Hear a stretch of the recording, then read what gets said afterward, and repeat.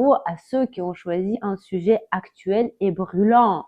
Car aujourd'hui, le développement des formations en ligne et du coaching a conduit à un grand nombre de coachs, de mentors et d'autres personnes peu qualifiées qui, grâce au charisme et au marketing, ont trouvé un chemin vers le cœur de beaucoup, tout en proposant des formations pas toujours qualitatives, pas toujours solides.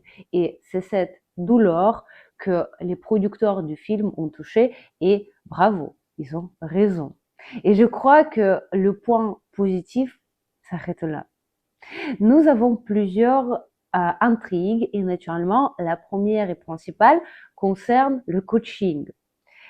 Qu'est-ce que c'est? On nous montre le meilleur coach de France, coach Matt ou Fab, voilà, c'est moi qui regarde les films, qui cartonne. Mais le problème surgit lorsque certains députés mal intentionnés décident de réglementer tout cela.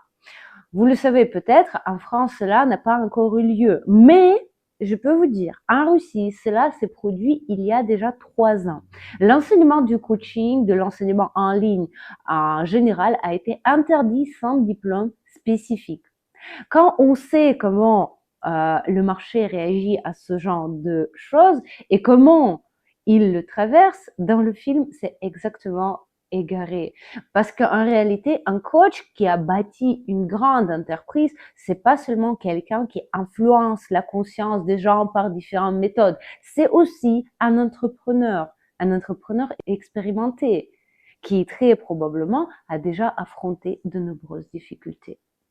À l'adoption d'une loi ou l'obtention d'un diplôme supplémentaire ne sera absolument pas un problème pour lui.